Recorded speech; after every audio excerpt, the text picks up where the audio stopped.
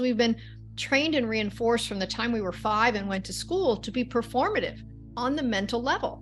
Perform, perform, perform. So to say now get in your body and feel, unless you were raised to be a pro athlete and really be in your body, it's been a long time since anybody rewarded you for being in your body.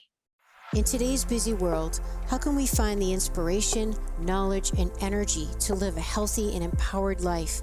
If we balance and harmonize our mind, exercise our body, live according to the laws of nature, and connect to spirit, can we find a way to heal, become our authentic self, and live our purpose with love? I am your hostess, Amy Fournier, and welcome back to Awakening Aphrodite. The reason why I absolutely love the Paleo Valley apple cider vinegar complex is they contain not one, but 5 powerful organic superfoods. I love apple cider vinegar because it's been, revered for centuries, but not that many people use it today. And it has ability to kind of improve fat burning and to reduce blood sugar. I also just interviewed this wonderful woman who studied antidepressive effects of apple cider vinegar. Really? Yeah, and she didn't yet pinpoint the mechanism, but it was in a group of college students. It was really clear that it did exert some sort of antidepressive effect. And then we combined it with cinnamon and ginger and turmeric because these are all very metabolically supportive spices that not a lot of people are consuming. So this is kind of like improving your digestion, keeping your blood sugar stable, actually helping you to eat less. And so yes, just a complex of different spices and foods that will work with your body. Please consider adding apple cider vinegar, organic of course, to your diet like I do. You can go ahead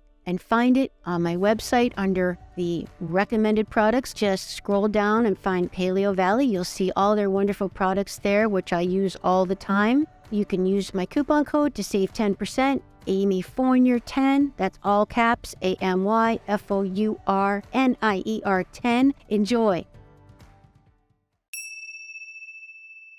Hey, just cutting in here. I really hope you're enjoying the show because I want to share with you something that's changed my life. It's called the Core Harmonizer.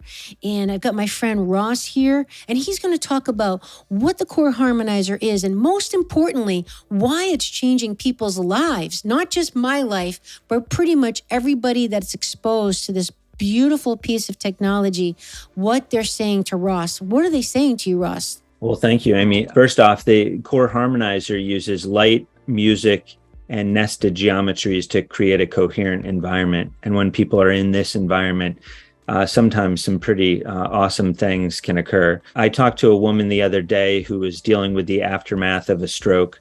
She had recently purchased a Core Harmonizer, and she called up to tell me that she was doing quite well. And she was very optimistic. So this technology helped assist her in that. And the beautiful thing is she did this herself. So she was in a coherent field environment and she raised her own vibration. She chose to do it. It's an active thing. But this technology really helps facilitate that. And it's really important. A lot of us are struggling with a lot of big things, and having the support around us constantly is very, very helpful and necessary. 100%. And that's why we had you on my show. That's why we did a whole episode of it, number 105. If you want to check out a deeper dive with Ross, what we're talking about here, coherence, what it is.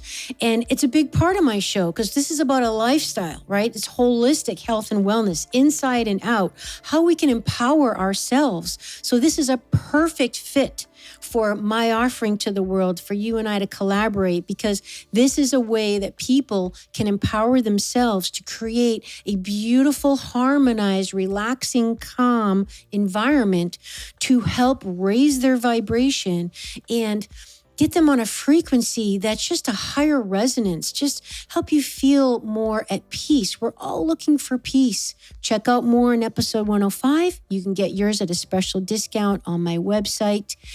Under the recommended products page, just enter the code FITAMYTV10 and you save 10%. Thanks, Ross. Welcome back to Awakening Aphrodite with Amy Fournier. This show is about helping you to be healthy and fit in mind, body, and spirit, as well as harmonize your masculine and feminine energy, tap into your intuition, your true source of power, and awaken your authentic self. Today, my guest is Christine Lang. Christine is a medical intuitive, and she helps people understand how their physical symptoms contain messages from their spirits. With Christine as a translator, her clients engage in profound conversations with their spirits, and they learn about relationships, self-judgment, healing, and forgiveness. Christine has a very interesting journey that we can all learn from. And like so many of my guests on Awakening Aphrodite, she came to a point in her life where she kind of had an epiphany and pivoted completely, did a hard turn right, and changed her career and her life. She was previously a very successful attorney, and she basically was suffering some allergies. So she was having personal health issues, and she couldn't get any help through conventional methods. Like so many people, she went on a journey. She went on a search to find, how can I help myself? I'm not going to be taking Claritin for life or walking around with a box of tissues every spring. So there's got to be some answers for me. And whoop, that just opened up the floodgates for her to her new amazing life. She discovered that she has this special gift, which I believe we all have at different degrees and others. She can actually see energy. She can see people's energy, and she can actually have conversations with people's spirits. Woohoo! That's pretty crazy, huh? But yep, she's doing it, guys. She is a very successful practitioner, and she's been doing this for decades. And I love that we have this conversation about the critical mind-body connection, which so many of us just don't really quite have a good handle on. We understand it intellectually, but are we really living it and tapping into that very important communication from our body? We're not taught this stuff. So how can we learn about possible medical and emotional factors that might be underlying our symptoms? I mean, this might be for you if you're somebody who's checked all those boxes of the foundational components of a holistic, healthy lifestyle. That's what I always say. You got to get the foundations right. They're not sexy. They're not fancy. They're not even expensive.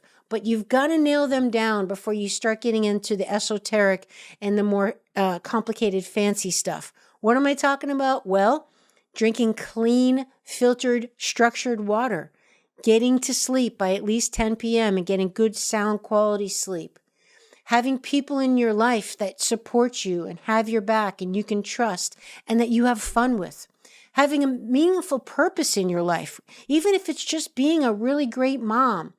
That's a very there's nothing more important than that. But I'm just saying that doesn't mean a career. It just means feeling like your life has meaning and purpose, something that really gives you value for your self-esteem. Obviously, eating clean food, healthy food, natural food that is not full of pesticides and GMOs and improperly raised animals. And all those other factors, grounding, earth, nature, sunlight, these are all foundational factors. But once you've checked all those boxes and you're still having symptoms like allergies or anemia or arthritis or thyroid problems or weight problems, pick your thing, then you might want to start considering other possible explanations for your physical symptoms because your body is always talking to you. It's just a matter of us understanding the communication, the language that our body speaks. And I'll add, it's different for all of us. But Christine has found patterns in her decades of working with people as she's helped them resolve their problems and their health issues. So some of the things we talk about in this episode include her pivot from being a lawyer to a medical intuitive, as well as I actually asked her how she navigated the masculine and feminine as a lawyer. Could she give us some examples of that so we could learn? We talk about parenting and the importance of asking questions, how body symptoms are always biosymbolic, the importance of safety in health, help getting into your body and how to actually embody your body more so you can actually feel and interpret the symptoms and the communication. And Christine reads me. We weren't planning on doing that, but we always go with the flow on the show because it's live. And she talks about a reading of what she found that was in my energy field. So you're going to want to listen to that. And Christine gives us her tips on how we can hear our own spirit so we can read ourselves. We can be our own medical intuitive. And she also gives some warning advice to all those TikTok famous wannabe people out there, all the people in social media world, particularly the younger generations who really their main goal in life is to be amazing and fabulous and famous. And what's more important than being famous, fabulous, and amazing? So you're going to enjoy this episode. You can check out Christine's work as well as hire her to read you and her amazing book, The Body Whisperer. And that's in the show notes. So please enjoy the show. Thank you for being here. Thank you for subscribing. Thank you for leaving a review. Please tag me at FitAmyTV on Instagram so I can come say hello to you and we can connect. And you can check out all my favorite stuff with my coupon codes over on my website, amyfournier.com. Let's now join Christine Lang. Welcome back to Awakening Aphrodite with Amy Fournier. Christine, welcome to the show.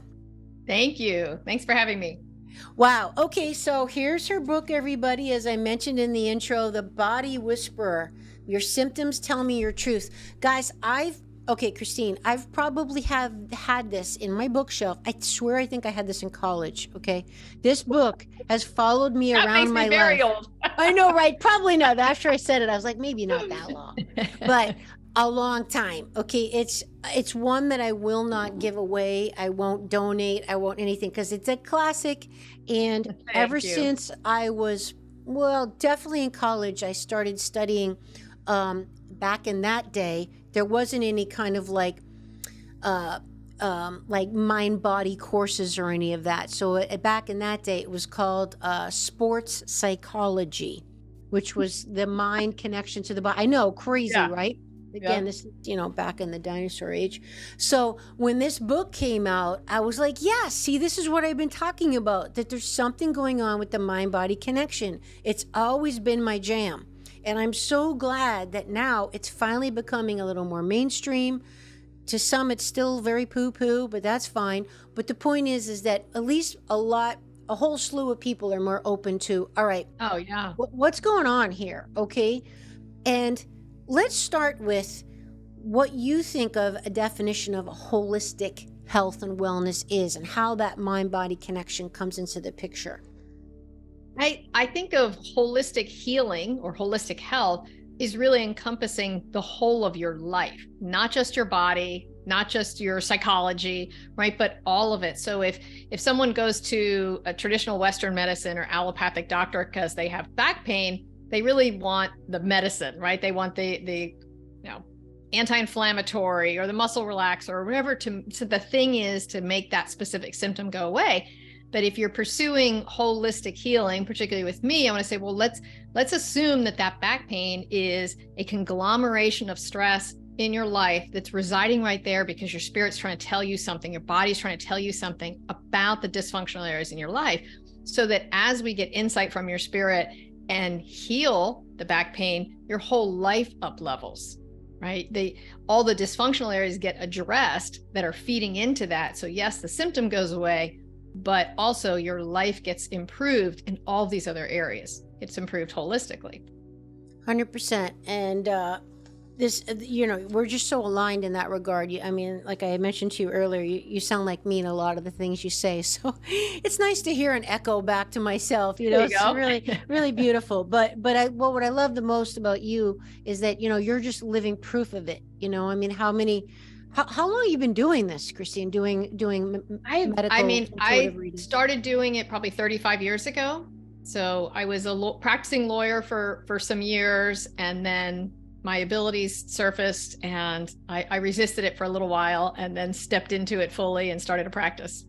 I love it. Okay, you've got to give the audience the little snapshot on how, I know you've probably said this in 35 years a million times, but this is very important because you are the perfect example for my audience of a woman who was predominantly in her masculine as a lawyer and pivoted into her feminine, into her intuitive self, and now is on the other side of it, because that enabled you to live your dharma, your true calling, your true talent, your special gift.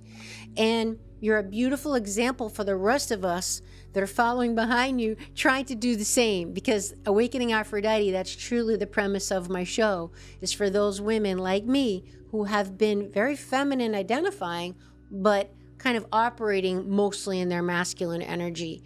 And we really want to make that shift like you have to more in the feminine, or at least incorporating her, integrating her, living a little bit more in her, so we can be all of who we are. That's really what the whole thing's about. So I was thrilled to hear your story, in addition to what you can do and your abilities as a medical intuitive, that story of how you started. So please share that with us, and then please go into like, okay, how you made that transition for those people who were trying to do so or know they need to do so as well.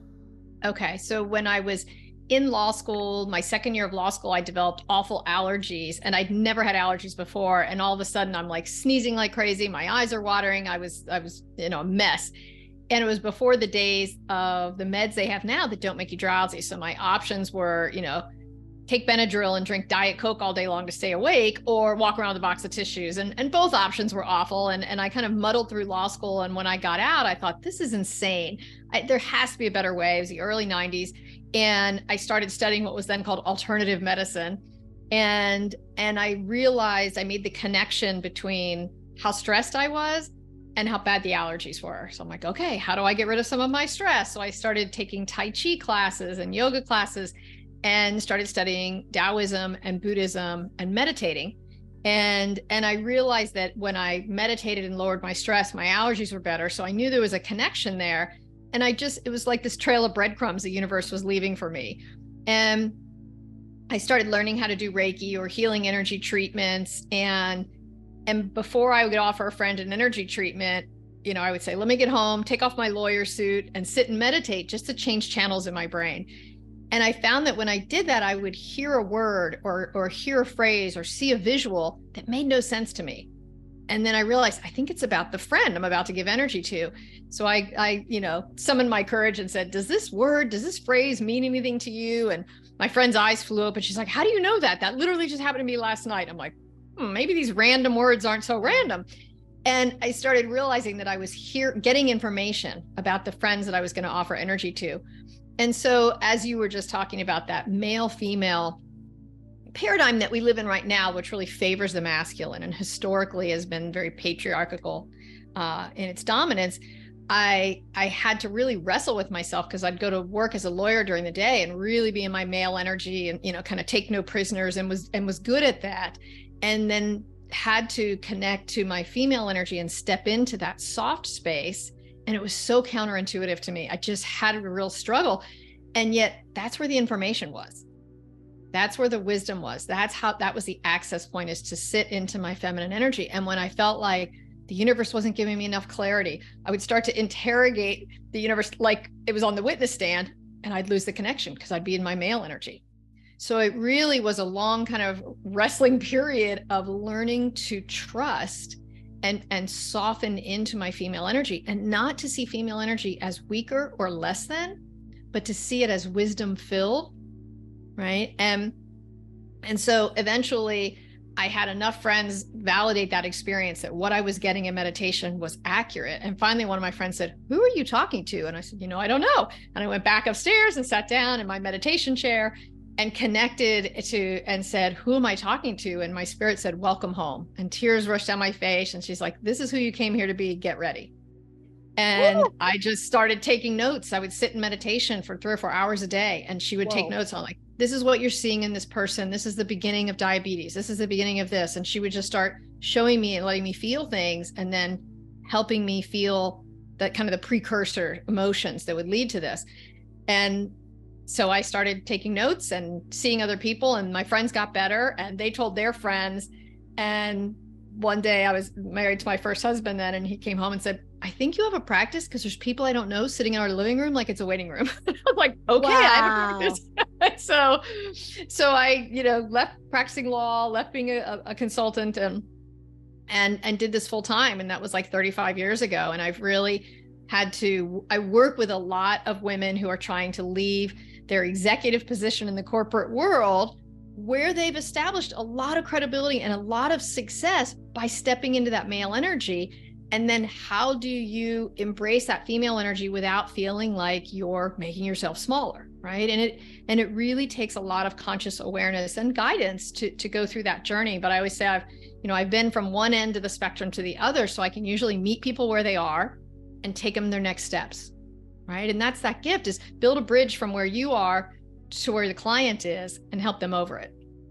Okay, so let's just stay on this for a minute, because this is really key. Okay, love what you said, how that you can take them into more of the female energy and not thinking it's softer, but how do you literally help them do that? Like, let's get really practical Sure. for people here. Like, could you give us some real life examples just for the person listening? Like, everybody wants that. Yes, it sounds good. Sign me up. What do I do? Right. And one of the first things that I have people do is find books or videos or podcasts that inspire you and remind you that there's a bigger picture at play, right? It doesn't have to be, I believe in God, I believe in the universe. It's that, as Einstein said, the more you know, the more you understand there's got to be a universal intelligence out there, right? And so when you can get reminded of that, then you feel a part of something larger, and you're more likely to lean into it and allow it to help you. And trust When we forget that, we kind of become the turtle in its shell, and we isolate and we pull back and we go into our male energy to be the warrior out in front of us. Right? So to make that connection between how trusting and safe are you feeling right now, and the less safe and trusting you feel, the more your male energy is stepping forward to advocate for you and protect you.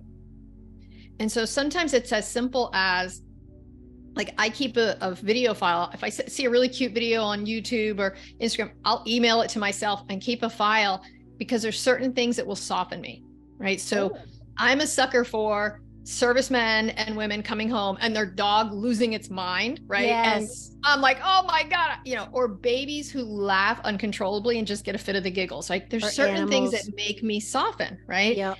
And so by watching those, I soften the edges of myself, where I'm not the prickly porcupine, and I get into that softer space.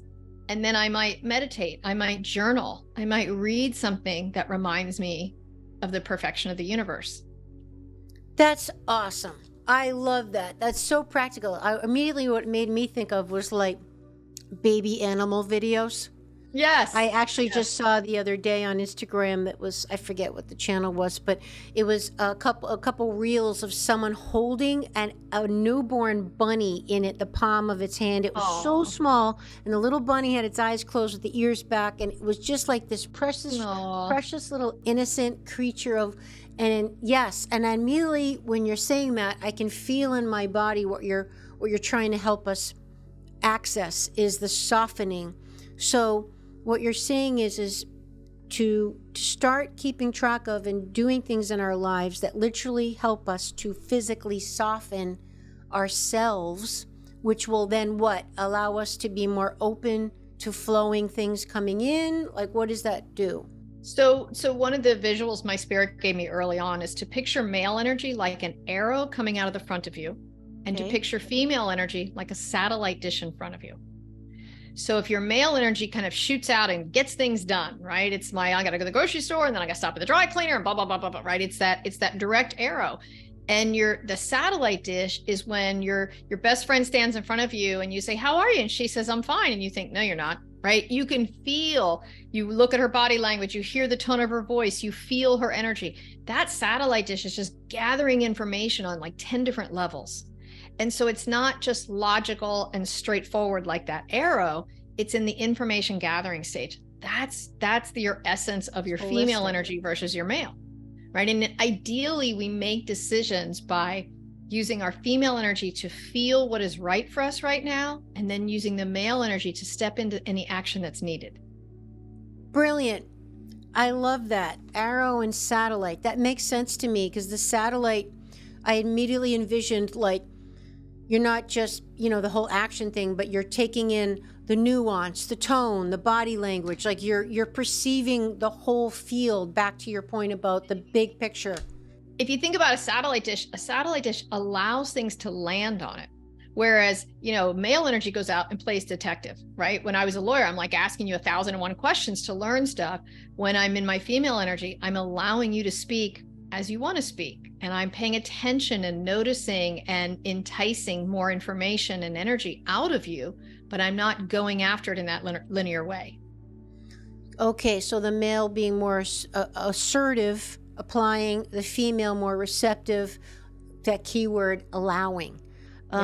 Can you just give us a quick example of when you were a lawyer, when you said you when you learned to go into more of your female energy, like how would that have really looked in real life, Christine? Like, let's just say, you've got a witness on the stand and you're doing your masculine interrogation thing. Like, would there be a time when you shifted and just said, hey, I got to pull my feminine in here? Like, is there an example you could share? I didn't do courtroom stuff. I did corporate stuff, and I was in-house counsel for a big bank, but we would negotiate workouts with like Macy's or some department stores that were trying to, say, oh, okay, we got to abandon this lease and leave you hanging with it. Right. And so, my male energy would be like, well, you sign this and you sign this, and here are your numbers, and look how we're running them. And right. And if I talk fast enough, they can barely keep up, let alone argue with me. Right. So I would win those negotiations, but I might not feel so great about myself afterwards. When I would learn to dance back and forth with the male female energy, I would hold my male energy so that it formed a boundary. Like, you're not going to be able to steamroll over me, but I would use the female energy to ask a question and then just pause and allow them to answer. And by not responding right away, people get uncomfortable with the gap and they start talking again to fill the space. And that's when stuff gets revealed. And again, I'm not asking for them to reveal stuff so I can go for the juggler and butcher them, but it was just more of a noticing that I did and recognizing that my head knowledge was great because I went to a good law school and all of that, but that my intuitive wisdom was actually greater. I'm not the smartest person in the world. I didn't graduate top of my class from Harvard. I don't want to just rely on mental. I really want to access my soul's wisdom. If you're interested in this field, all the people listening to your podcast, they're older souls. Younger souls aren't interested in this. That's right. So if you're an older soul, why wouldn't you want to tap into that wisdom that you've carried with you from lifetime to lifetime instead of limiting yourself to what you learned in this lifetime? Aho, amen. That's all I can say. Show over. That's exactly right. I'm always saying, bringing all of yourself to the party, we're not using all of what we can be. And that's why I'm so grateful I've lived this long to start to have the opportunity to incorporate all of who I am, because I did pretty good in my masculine as a female, but I was only using half of myself. So like you and so many, I was under the assumption or the programming that the feminine was the weaker. And, we grew up that you would make fun of someone and degrade them by calling them female body part names. I mean, that was, an insult. So, all right, this is already so helpful. I'm just so grateful for you. What I heard you say, and even researching you, Christine, is you really cultivated a relationship with your own soul primarily. That was really your first thing. What advice do you have for those that want to cultivate a relationship with their own soul? Any tips on how they can start doing that so they can tap into the wisdom, the intuition? Yeah, I think there's 100 paths up the mountain being your connection with your soul in this case. And so find the one that opens you up and that you feel your resistance drop away. For some people, that's journaling. Other people, I say journaling and they make gag noises and they want to end the call, right? So I think that for each person, it could be different. For some people, it's meditating. For some people, it's walking in nature. For some people, it's standing at the beach, at sunset. Everybody's going to have a multitude of ways. I try to keep track of different ways that soften me or help me connect to my spirit in different times. So if I'm twisted up about a relationship thing, then reading books doesn't really help me. Then I'm going to listen to certain music and really just sit and meditate. If I have worries about my kids, I'm probably going to journal first because I'm going to end up saying the same thing 15 times. And then I'm going to read through and go, okay, here's the core of what I'm really worried about. And then sit and take that into meditation to connect to my spirit. So I think for each of us, it's about one, holding that strong intention And whether you do it through prayer or meditation or journaling or being in nature, it's saying, my number one goal is have a connection with my spirit. And in my sessions with people in my classes, that's always my goal is, I always say I want to put myself out of business because I want to connect everybody to their own spirit so you can hear the messages for yourself.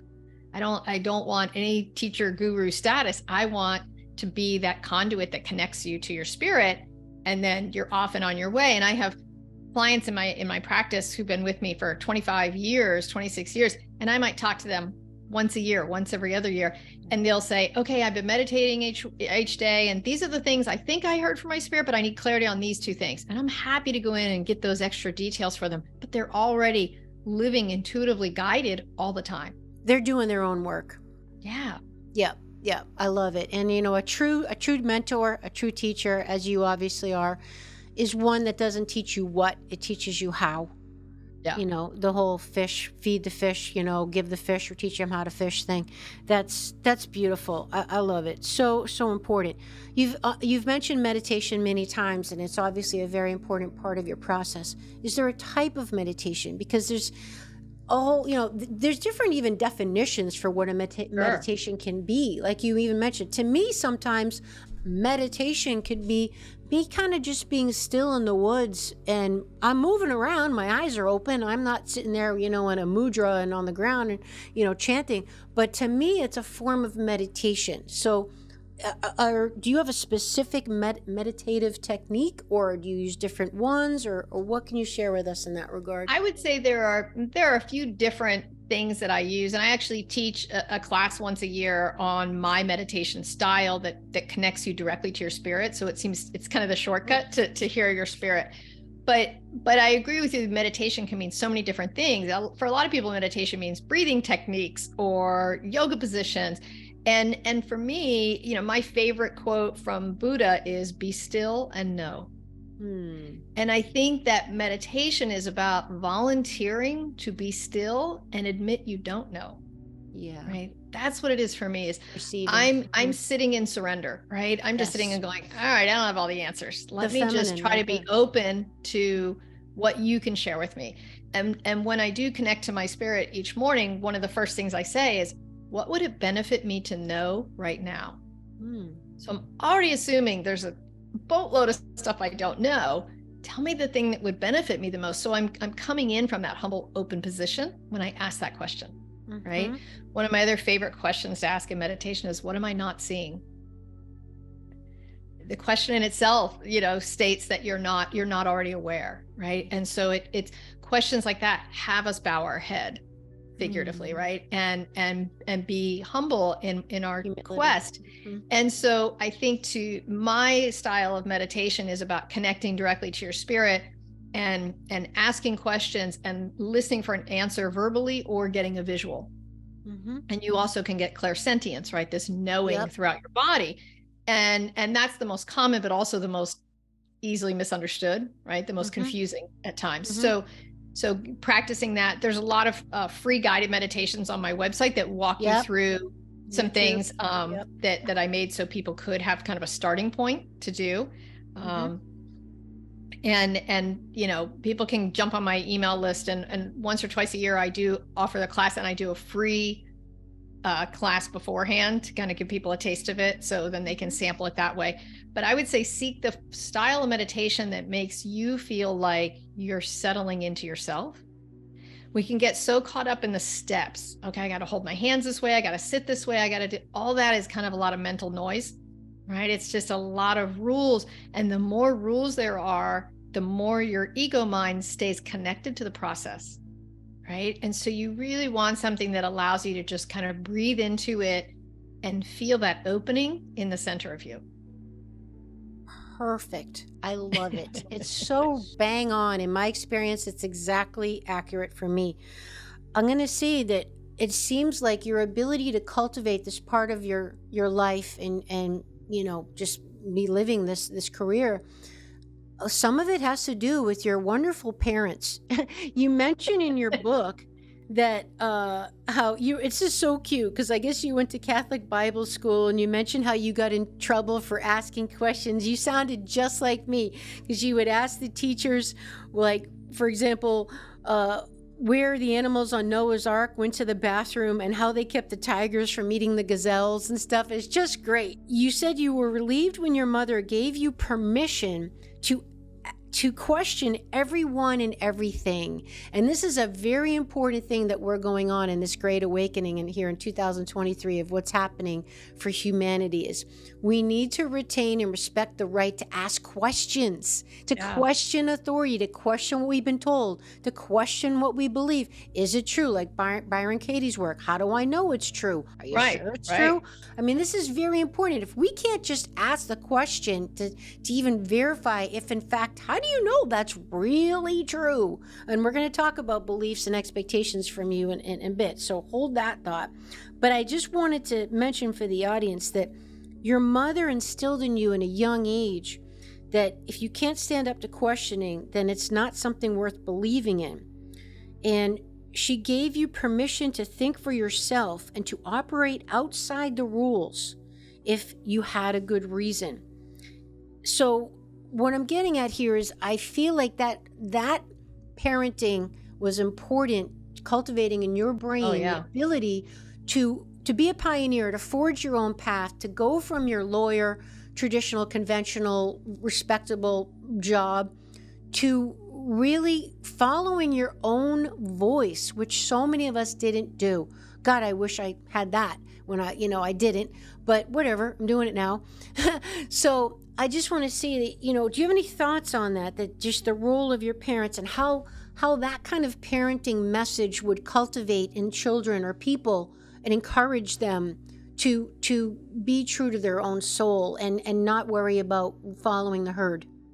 Well, I think so. In the client sessions I have now, I think I am amazed at how often we uncover for each client rules that they're following that were given to them when they were 3 and 4 and 5 years old. And sometimes they were given to them by omission, right? The child asked certain questions and all the adults got up and left the room and ignored them. They're like, okay, won't do that again, right? So it doesn't even have to be somebody says, that's the rule. We don't talk about that. We don't ask. It can just be the chilling of the room that the child figures out, okay, we don't talk about that.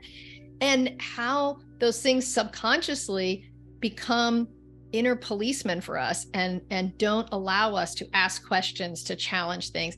And I always refer to healthy skepticism, right? I was a lawyer. I bring healthy skepticism to it. And one of the things that I take as a compliment is when I lecture in public in front of large audiences and people afterwards will say, you're kind of anti-woo-woo. I'm like, it's not that I'm anti-woo-woo. It's that I'm not just going to believe it just because somebody says, well, my astrologer told me this, or I'm supposed to do that, or that, I really need to feel it in my body and feel it resonate. And I'm all about seeking that resonance.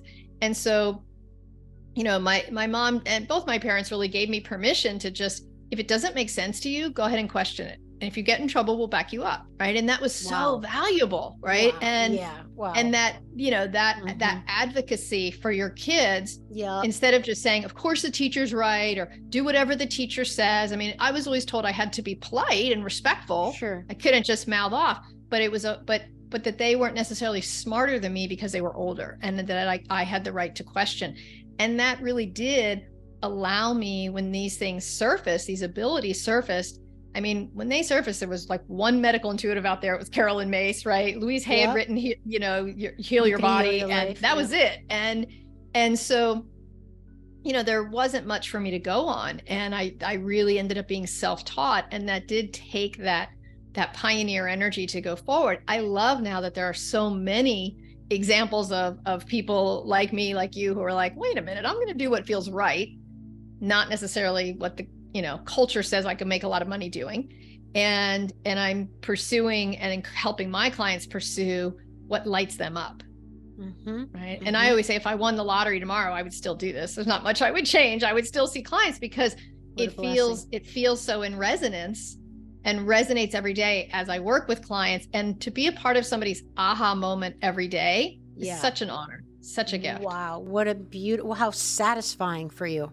Yeah, very. That's so awesome. I love it. I mean, because, I think the key thing here, Christine, for all humans we share is that people want to feel like they're making a difference, like they matter. like my life mattered, to Well, someone or your something. life is purposeful and purpose filled. Yeah. Right. And I think that, to go back to what you were saying before about being able to question things, it's, I would encourage your listeners to start turning up the dial of awareness on how many rules you're following that you're not even consciously aware of. Right. So I've just noticed in the last week how often when people reach out to me, I feel compelled to answer them like I'm being super rude if I don't, even if it's somebody who's not even a client, who's asking for basically a free reading and all stuff. And I'm like, that's so inappropriate. And yet I'll still feel like I need to answer their email in some way. Right. And that I'm like, oh, wow, there's that almost compulsive response from me, lets me know there's some rule that I'm trying to follow that I'm not even sure what it is. So I sat and I journaled and I'm getting clarity on that so I can deprogram myself from it. See, the first thing I think of is being a people pleaser, that you don't want to disappoint that person or hurt their feelings or something. So when you're saying a compulsive response, you mean like immediately in that email, you would have been like, oh, sure, here you go, rather than thinking if it's something you wanted to do? No, I might not answer for a day or two, but I'd be, downstairs, sweeping the front porch and going, I really never answered that woman who asked me that question. Even though it was outside of what I do, it's not my typical thing. And there's a kindness part of me, and that's fine. Yeah. But the part of me that's doing it not out of kindness, but because I should, and I should feel badly if I don't answer. That's the part I needed to examine. And then when I did, and I got clarity, I answered. I said, that's not really what I do. Here's my website. Here's some free tools you can use to maybe get answers for yourself. But I don't really do matchmaking. I don't really do some of these things that people ask for. And then I felt good about my response because I wasn't just blowing her off, which most of us tend to do if we don't know how to deal with something. We just kind of pretend it's not happening. Push it aside. And so I wanted to deal with it head on, but I wanted to deal with it from a more informed perspective. And that's what I walk a lot of my clients through of like, well, wait, break down people pleaser. What are the aspects of people pleaser that drain you the most? Right? And where did they come from? And how can we free you from those? If you picture them like little fish hooks, how can we unhook each one for you? So now, yes, you're no longer a people pleaser, but you understand how you got there for each of those and what it means to not do it. You're not doing it out of rebelliousness or out of anger to turn away from those behaviors. You're doing it from a place of wisdom-filled understanding. And even that's where the masculine comes in and putting down the boundary. You can put up boundaries with male energy that are, again, informed by the female energy that says, here's what I know. Here's what I know serves me. Here's what I know honors you. Yeah. Yeah. I love it. That's fantastic. The funny thing is you are really in the energy business, as am I. You're helping to teach people about how energy works, and most importantly, how energy works in our bodies and the body's way of communicating with us, because I agree with you that symptoms in the body are really biosymbolic of what's going on a lot of the time, short of getting in a car accident or something, acute like that. So can you give us a brief, your view on that, on how the symptoms that you're seeing in your 35 years of experience, from backaches to headaches to stomach problems to whatever, are almost always biosymbolic for people?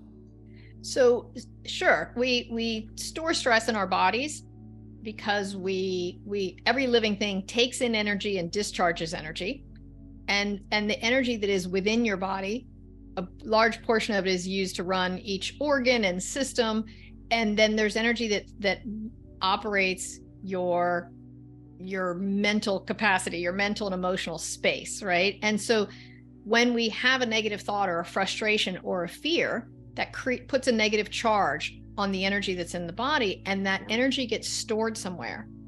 And where it gets stored tells us how you relate to that stressor.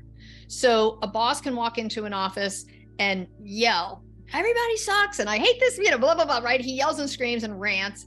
And there's 5 people in there, and one person gets a headache, and one person gets a stomach ache, and another person gets low back pain. Well, the guy yelled, said the same thing to each person. Right. How did these people get different symptoms? And it has to do with how they internalize stress. Wow. Right? So the person that gets the headache, that I know is probably they're feeling disempowered. Okay. And then the person that gets the stomach ache is internalizing as being about him. Oh my God, he probably thinks I'm the one that's the biggest slackard in the office and blah, blah, blah, right? And he's making that about him. And the person that gets low back pain, it's a different type of disempowerment, right? So there's these kind of shorthands that the body is able to use to say, this is how you relate. The fourth person loses her voice. And I'm like, okay, so she has a fear of speaking her truth and talking back to this guy, right? And so it gives us a starting point, and it's not the sum total of how you're incorporating, internalizing all the stress in your body, but it gives you a starting point. And so a client who comes to me and says, I have gum issues, teeth issues, throat issues, I lose my voice every time I get sick. I'm like, okay, now we know we're on this topic of speaking your truth, right? And what happened when you were a child and you spoke your truth? What happened to women in your household who spoke your truth? What does that look like? And then how has it catapulted you to where you are today, either out of anger and rebellion or suppression, or what does that look like? How does it show up in your interpersonal relationships? How does it show up at work? How does it show up in friendships? And tracing that through so that the person no longer, after a period of sessions, no longer has that as a symptom, but also has radically transformed how they speak their truth and how they understand when they suppress themselves. And that's brilliant. I love it. I would think too, like for them to become conscious and aware, to drop into their body when something's happening, to what's happening in their body, because we're living our lives from the neck up in our heads, and the over masculine thinking thing. So it's your example, when the boss yells, you might be disconnected from your body from the neck down to be aware of what's happening in your teeth, your neck, your shoulders, your voice, your back. You don't even feel it because you're not in your body. You're in your head going, oh shit, he's yelling, she's yelling, whatever. What am I going to do? I got to cover my ass. I got to whatever, hide under the desk, Yeah. So most people I know, like even me, like I hadn't even been aware, like, oh wow, my shoulders just hiked up to because my neck gets tight, to my ears. And I wasn't even aware of that till I got a massage, and then they were back down where they were supposed to be. And I was like, oh my God, I got so used to being so tight. That became the new normal. So that becomes normal for us. And it's like, no, that's not normal for you to have no neck. Your shoulders should be down. You should have collarbones. Okay. So maybe some advice might be to be aware, to be in your body when you're feeling things, to feel where in your body you're feeling stuff, maybe? Yeah. I mean, I think taking that inventory, right? Okay. There's a great exercise where you can sit, get quiet for a minute, tell yourself, I'm perfectly safe right now, and there's nothing else I need to do right now. When you establish those two things, you're more likely to get back in your body. Yeah.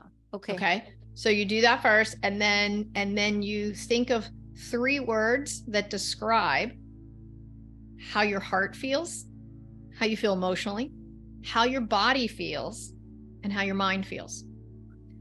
And that gets you started. And then from there, you can drop one level deeper and say, what does it feel like to be in my body right now? And then you can track, well, it feels really stiff on the right side, feels kind of numb on the left foot, feels it, right? But I see it when people go, oh, get in your body and see how you feel. I'm like, that's like saying, start speaking French right now. Like people are so far away from that, right? As you say, if they're talking heads floating around, to just immediately get back in the body with full awareness and cognizance like that is not a realistic thing for most people, right? And because we've been trained and reinforced from the time we were 5 and went to school to be performative on the mental level. Perform, perform, perform. So to say, now get in your body and feel, unless you were raised to be a pro athlete and really be in your body, it's been a long time since anybody rewarded you for being in your body. Right. And so to have that, some process, some version of what I just offered, where you do a stepping stone approach to getting in there and feeling what's actually going on in there. And people are amazed when I've done large group meditations, that when I walk them through a guided meditation to ask the body to talk to them, they're always shocked that the body will tell them, like, well, I actually have this pain from yesterday when I yelled at my kids, and I actually have this stiffness in my hip and it represents that. And they're like, how do I know that? I'm like, your body totally knows, willing to share it. It's just creating the space where you can actually hear it and believe that you can get those messages. Wow, that's really interesting, because I've got an issue with my right hip. And I actually, I found out on an x-ray years ago recently that there's like actually I don't want to say a bone spur, but there's like a growth, like a golf ball on my hip there where my body put down bone on that right side, and my whole spine had shifted a little bit to the left. So my body put bone down on the right hip to counterbalance and I really think it was from a sports injury where I was an athlete, and I can't even tell you how many concussions and injuries. And I used to actually play soccer with boys. And I mean, I was like hardcore athlete. So God knows which time this actually happened. But my point is, you're making me think now, because now as I've gotten older, it's starting to really be a part of my life. Let's just say it reminds me. To talk to you. Yes, pretty much every morning. Like, I'm like, oh, my hip, and I got to stretch, and I'm walking my dogs, and I got to stop, and I got to do this thing where I kind of open my hips. So I would encourage you to start using the power of visualization, because energy follows intent. I chant that at people all the time. And visualizations are simply holding one strong intent or intention for 2-3 minutes. And that's all it takes to really start shifting the energy in your body to work on your behalf.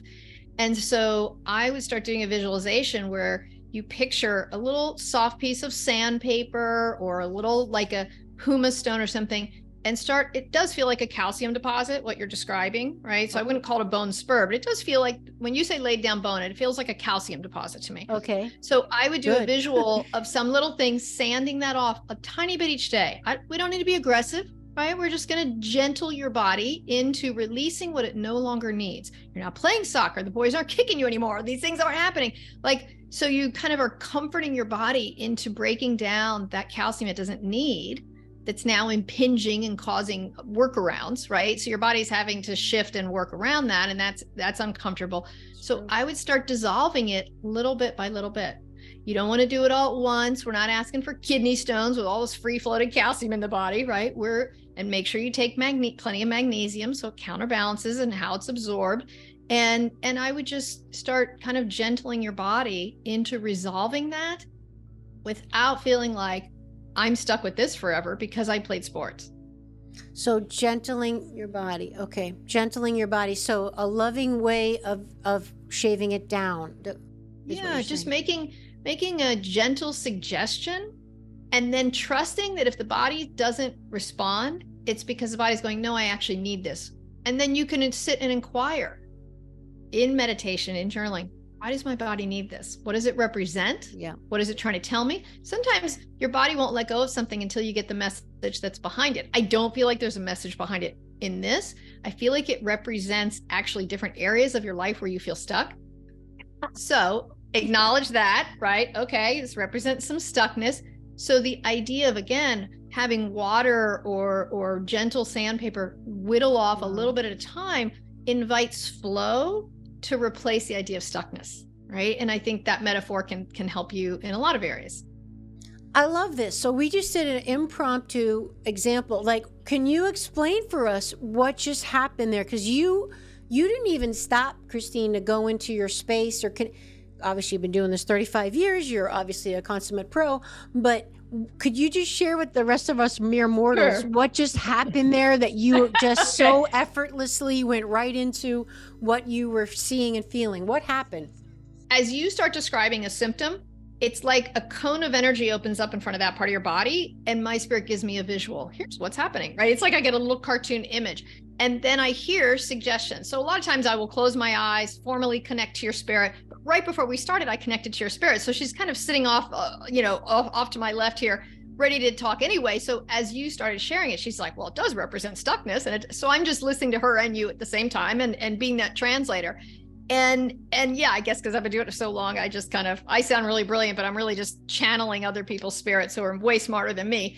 And it's just these suggestions that can come in, and then I watch your energy, and if I say a word or a phrase and then I feel resistance, then I'll say to your spirit, she doesn't like that word. That doesn't resonate for her. And she'll suggest something else, right? So sometimes I'll suggest 1 or 2 exercises because we're looking for that alignment in you where people kind of lean forward and go, yes, that, right? And so that when you lean forward the most is when I told you that it represented stuckness in other areas where you believe that things are more are more difficult than they should be or than they need to be. And you're like, why? And then that little bone growth there represents that. It's the nodule in your way, right? The little obstacle you don't know how to move. Crap. that's my intelligent answer. How's that? Wow.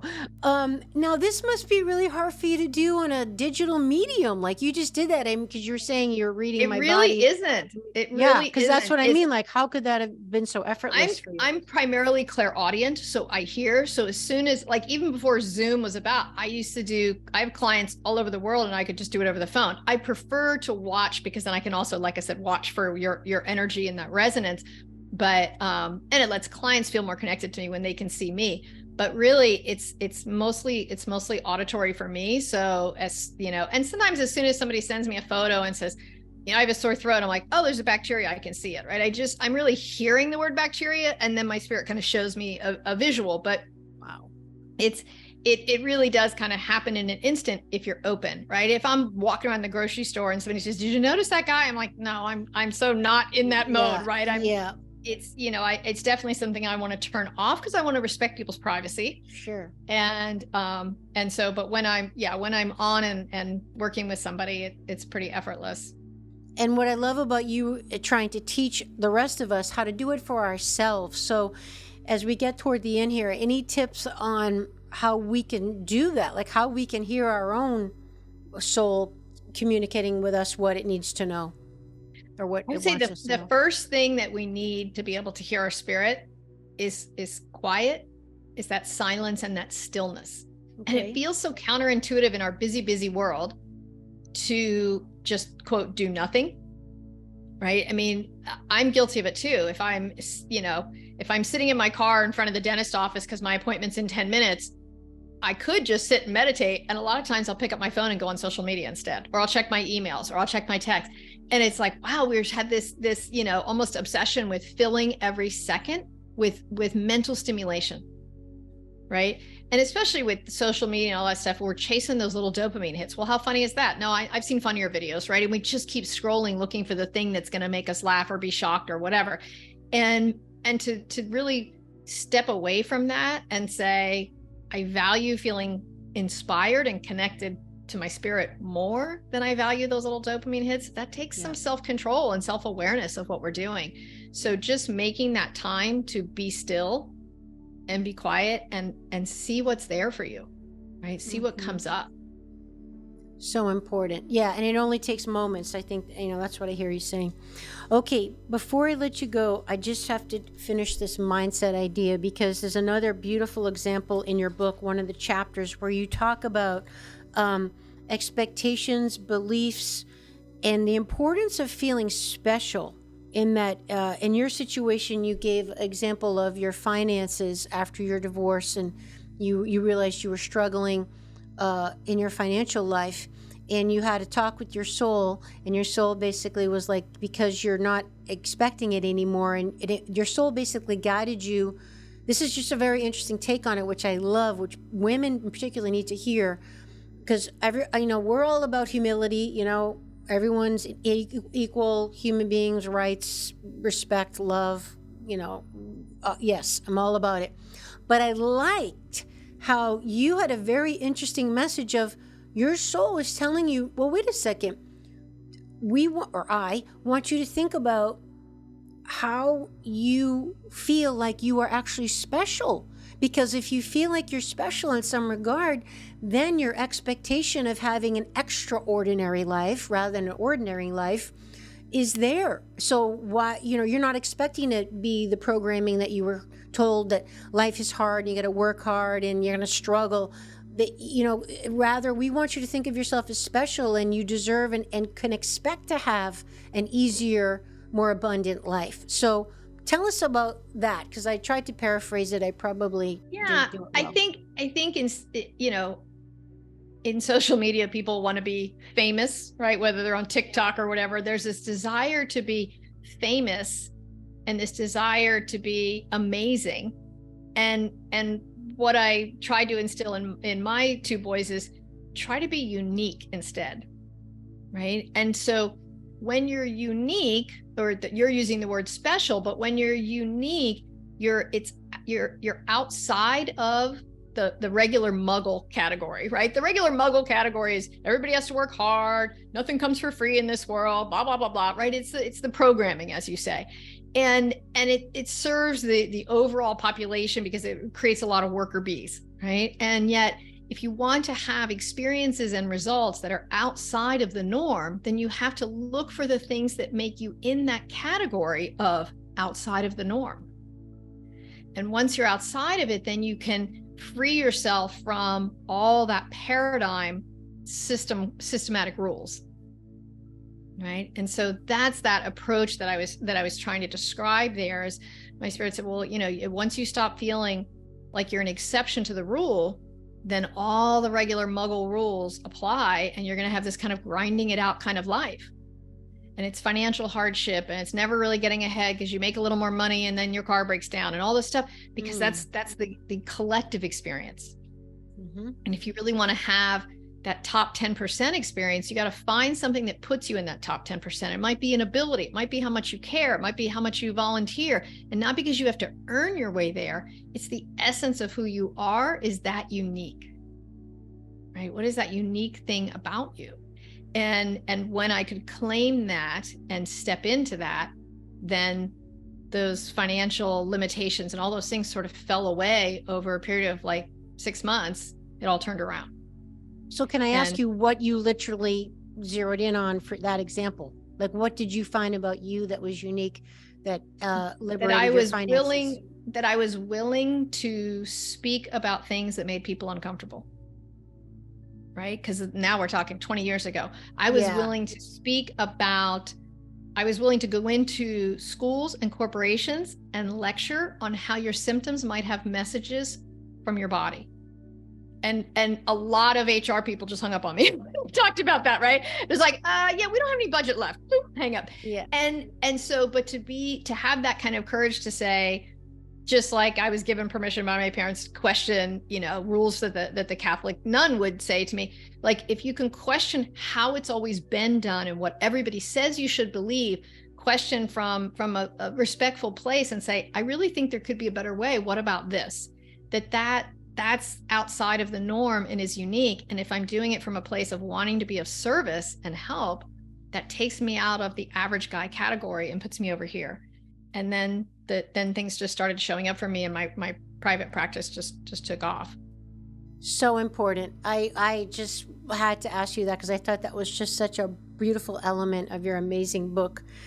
Okay, Christine, last thing, putting you on the spot. Does my soul have anything that you can share with us, and as an example of your work, about what's going on with why I haven't manifested my dream house in 3 years of looking every single day? Okay, let me ask your spirit. She said there's a conflict in you between what you want and can feel is part of your future. So your intuition is accurate. That is out there. The kind of property you're looking for is out there. And that's what your future is. And the timing of where you're supposed to be right now. She said, you can feel that you're supposed to be close to your mom, but you're also thinking, but I should also be able to create this thing because you're so eager for it. And she said, being enthusiastic, being eager for it can draw it into you, but it won't change the timetable that honors your relationship with your mother and what you karmically have contracted to do with her. So your first step is to feel, instead of asking the universe, and I'm not saying you do ask it in this way, but instead of asking the universe, where's the perfect place for me? Like what state is my property even in, right? Where am I going? And that's a natural thing that we want to know. We want to know our future, right? We want to have that. So instead of asking, where am I going to end up? Ask, when do you recommend I start looking? Because I think the answer would be not yet. Obviously, after 3 years, but I think still not here. But I think if you'd asked it last year and the beginning of this year, you would have gotten that same answer. And then because what happens is when we're pushing something that the timing isn't right, and let's say the universe wants you to start looking in November of this year. I'm making that up. I don't know. then all of the time that you've spent, these 3 years looking, has gone into the frustration bucket of how hard it is to find the right property, how it is, and all these things. Like, I made offers on these properties and I didn't get it. Well, it's because that wasn't your time. But the ego stores it as evidence of how hard this is. And now when you do want to create, now your ego's made 15 different roadblocks between that thing coming to you because you spent all this time over here chomping and churning when it wasn't the right time. Does that make sense? Yeah. So, and I'm not saying it's November, October when you should look. I'm saying what your spirit is craving is for you to ask her, sit in meditation and ask, when should I start looking? Oh. Because that's a sign of respect to say, yes, I want what I want. And you're right, I can feel it. And it's part of me. When is the right timing for me and everyone I've karmically contracted with? If the people that are, let's say you're going to open a retreat center and it's going to do XYZ retreats, the people who are meant to come to these XYZ retreats, they're a year away from being ready yet. Well, then the universe is going to time all of that back so that it all staggers just right. So you don't open this thing and nobody comes for 6 months because you opened it prematurely and now you're hemorrhaging money because people aren't coming. So what feels like obstacles to us so often is the universe trying to protect us from ourselves, because we get a whiff of something. Oh, I'm supposed to move to Florida at some point, and we're down there shopping every weekend. And the universe is like, I meant next year, but okay, right? So then you're going down there all the time and wondering why none of our offers are accepted. And then when the right date arrives, then it all comes into play. And sometimes we can't get it exact, but you can feel into when to start looking, when to make it happen. Yeah. Well, this really resonates is right on, because I've already just I've let it go. I can honestly say I've had to, Christine, after 3 years of frustration. And it's like, okay, I do feel like it's going to happen. That's the good thing, because I kind of bounced around with that. I went through a depression and and then an anger, like, why isn't this happening? But now I can truly say I get the whole surrender thing and this letting it go and trusting, because I really do feel it is going to happen. And I've really leaned into, okay, I just have to let it go. When it happens, it happens. It could be a year, 2 years. Right now, I'm okay. Life isn't horrible. I'm very blessed. So it might be a year, it might be 2 years. I've kind of sat back in the being okayness with the fact I didn't get it, rather than being the bratty little tantrum kid going, why can't I have this? It's watching ourselves, because if we go into victim consciousness in any way, I've been looking for 3 years. I've made all these offers. I mean, I have people who've said, I've made 6 offers on houses, and Chinese buyers beat me out every time, or this kind of, all cash buyers beat. And I'm like, okay, but it's understandable to be frustrated. But when we go into our victim consciousness, we invite more of the same. Yeah. Right. Because the definition of self is there. And then the universe is like, okay, she wants to be this. Right. And so we don't want to tell a lie and like, it's all great, and I'm finding all these places, if that's not our reality. But we need to find a way to phrase it such that we're in the process. Yep. Right. So if you can phrase it in your own mind, some version of, I can feel that this is in my future and I'm excited for it, and I'm trying to stay open and aware to clues that are sent to me. That's your only job right now.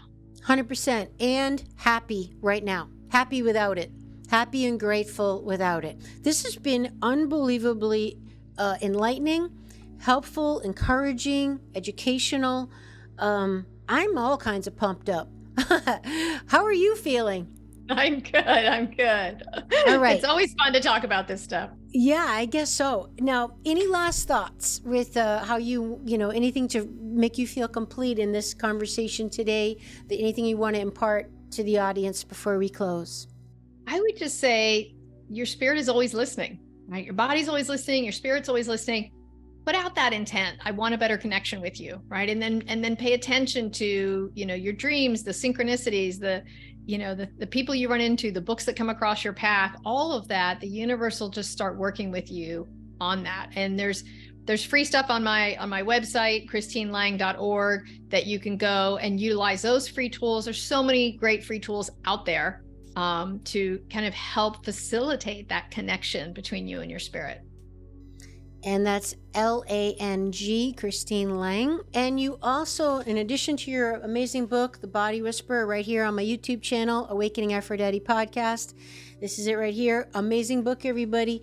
You're also offering online courses and individual coaching, right? Or sessions, right, Christine? Yeah, I do private sessions. It's not easy to get in with me. I know I usually book 2 to 3 months out. So wow. I apologize. It's not easy to get in with me, but, if you have a specific medical thing that you're not sure of, people also will sometimes email me ahead of time and say, I've got this specific thing, and I'm happy to connect with somebody's spirit and see if I'm the best person to help or not. I never want to waste somebody's time or money.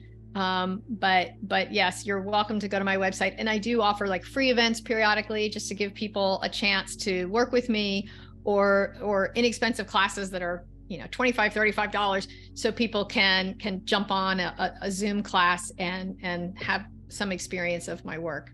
Yes, I love that you're teaching us how to do it as well. And I couldn't let you go without mentioning, I love the fact you were a dog trainer. Immediately I was like, oh God, that's like another common thing that we have. I love that so much. And I'm sure that's obviously was a stepping stone to get to where you are now because of that intuitive feeling, energy. Yeah, I didn't realize how much I was doing it intuitively and reading the dog's body language and kind of hearing their thoughts almost knowing when they understood what the command was and when they didn't. So yeah, it's funny how often sessions incorporate somebody's dog or cat and me doing some animal communication and figuring out like, why is that dog limping and why is that dog doing that weird behavior? So it all comes into play. Isn't it beautiful how retrospect is so like 2020 vision, is just such a gift. Like you're looking back now on the steps of your life and your journey and like how it's all starting to weave together. I think that's the blessing of having years on the planet. You can look back and start to see the connections, like you said, the breadcrumbs. So that's beautiful. Very inspiring to the rest of us.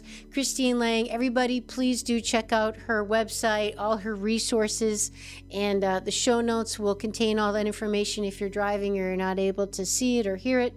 I'm really grateful, everyone. Thank you for being with us. Christine, keep doing the great work in the world and teaching us how to connect with our soul, because that's truly the Holy Grail right there. We'll see you next time, everybody. Thanks for watching and listening. Bye-bye.